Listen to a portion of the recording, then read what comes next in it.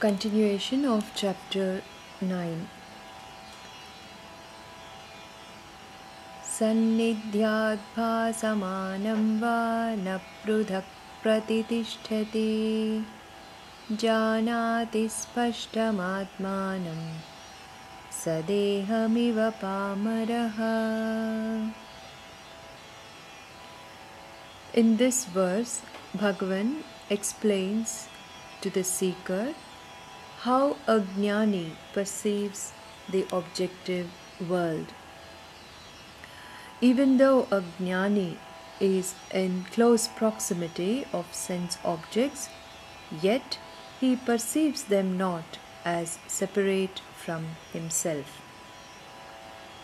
While being in the midst of objects, a jnani sees clearly the self, just as an ignorant one always is aware of the presence of his body.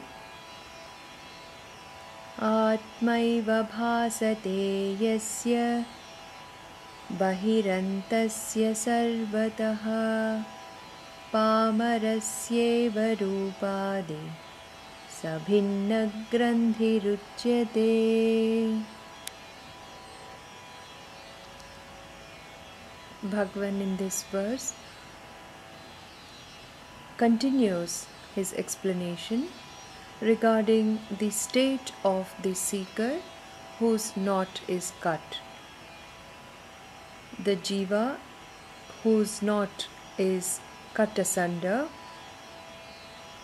through his spiritual practices perceives the entire world as the self, whereas an ignorant one perceives the world with names and forms. Nadi bandho bimanascha dvayam grandhirudoyate nadi bandhena sukshmopi sthulam sarvam prapasyati. In this verse, Bhagavan explains the state of the jiva before the cutting of the knot takes place. There are two types of knots: the knot of mental attachment, the knot of the channels. The jiva, though subtle, perceives the entire objective world through these channels. Therefore, he perceives it as the one with name and form.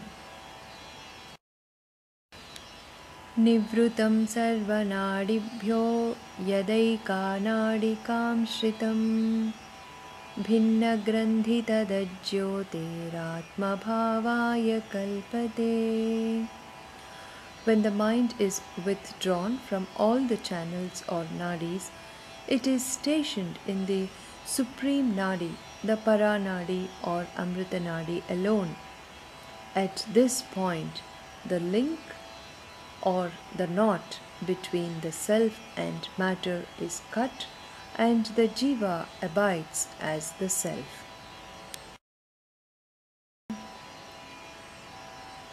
Agnitaptamayo golam drishyate agnimayam yadha svavichārāgni santaptam tadhedam swamayam bhavet.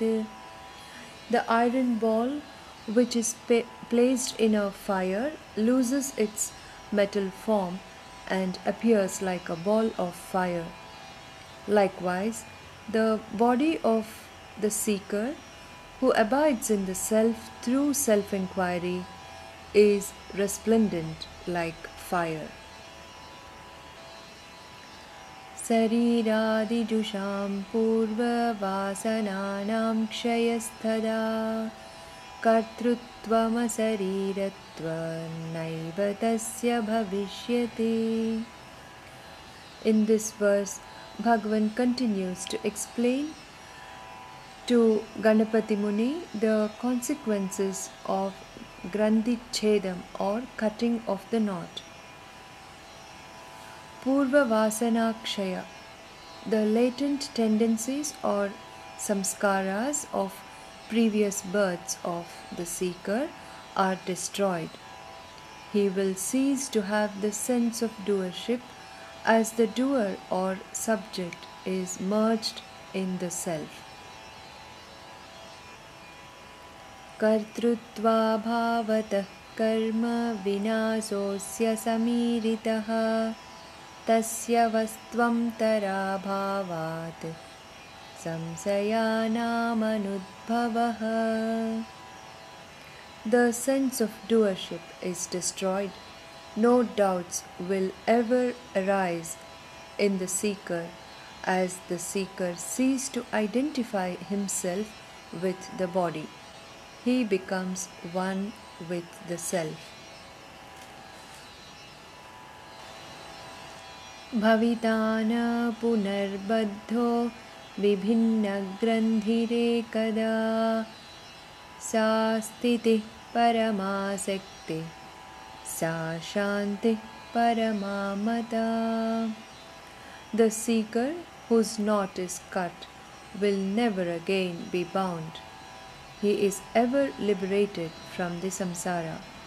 This state is the Paramashakti and Paramashanti, or it is all powerful and all peaceful. Iti SriRamana Gita Subrahma Vidyayam Yoga Shastre Ramanam Te Vasino Vasishthasya Ganapate Rupanibandhe Navamodhyayah.